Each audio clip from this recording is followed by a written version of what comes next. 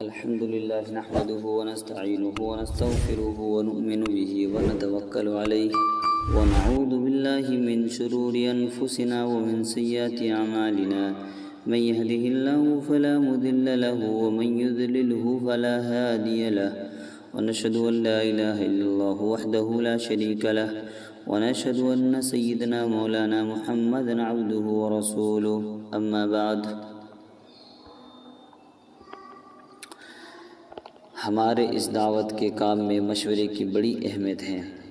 صحابہ کرام کا ہر کام مشورے سے ہوتا تھا۔ مشورے میں اللہ تعالیٰ نے خیر رکھی ہے۔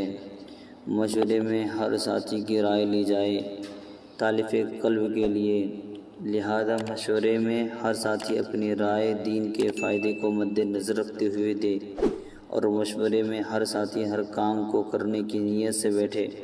ہمارا مشورہ اچھے صفات کی رعایت کے ساتھ ہونا چاہیے۔ سب سے پہلے ہمارے اندر یقین ہو کہ مشورے سے جو بات طے ہوگی اللہ جل شانہ اس میں ضرور خیر ڈالیں گے۔ اور دوسری چیز یہ ہے کہ آپ پر باوجود وحی اترنے کے آپ کو یہ حکم دیا گیا وَشَاوِرْهُمْ فِي الْأَمْرِ، آپ ان سے مشورہ کیا کیجیے، لہذا یہ حکم بالواسطہ پوری امت کے لیے ہے۔ اس لیے مشورے کو اللہ کا حکم سمجھ کر کرنا ہے۔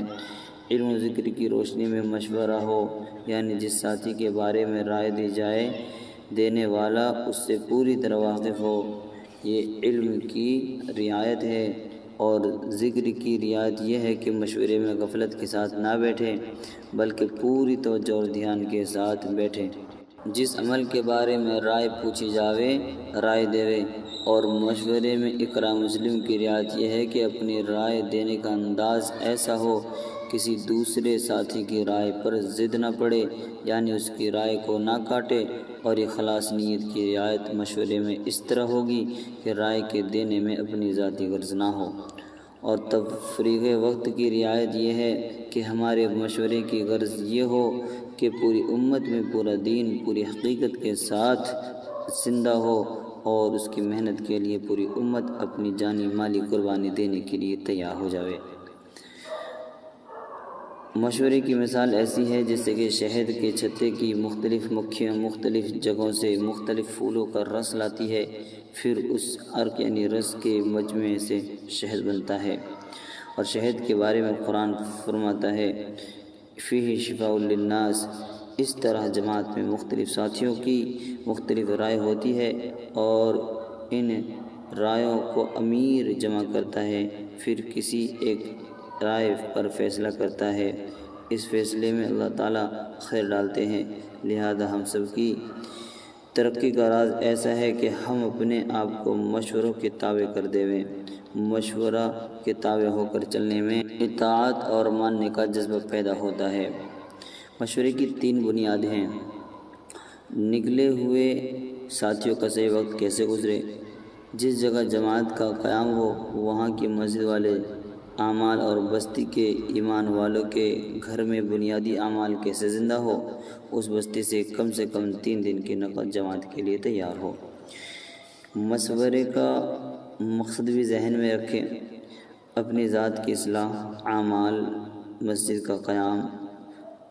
بستی میں سے ہر بالغ مرد اللہ کے راستے میں نکلنے والا کیسے بن جاوے۔ مشورے کے آداب کو بھی مد نظر رکھتے ہوئے کام کرے۔ مشورے کے آداب میں سے ایک یہ ہے کہ امیر جماعت مختلف راویوں کو لے، جو بھی فیصلہ کرے اس میں اپنی کامیابی یقینی سمجھے۔ مشورہ کرنا اللہ تعالیٰ کا حکم ہے، جیسا کہ نماز اللہ کا حکم ہے۔ مشورہ سنت ہے۔ جہالت کے ساتھ رائے نہ دیوے، غفلت کے ساتھ رائے نہ دے، کسی کی رائے کاٹتے ہوئے رائے نہ دے بلکہ اکرام کے ساتھ رائے دے، دین کا فائدہ سمجھ کر رائے دے۔ اس میں جو بھی فیصلہ ہو جاوے ہمارا مال و جان حاضر ہے۔ اس کے بعد تعلیم کے مقصد کو بھی ہم سامنے نظر رکھ لیتے ہیں کہ جب بھی تعلیم ہو تو اس کے کیا مقاصد ہیں، کیا اس کے آداب ہیں۔ ان بات کو مد نظر رکھتے ہوئے تعلیم کریں۔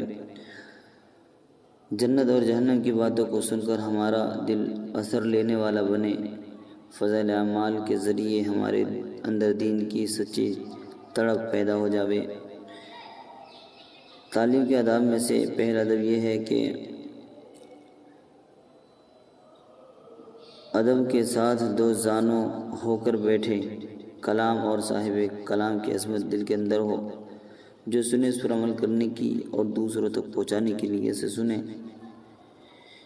بیان کے اندر 4 باتوں کا خیال رکھیں۔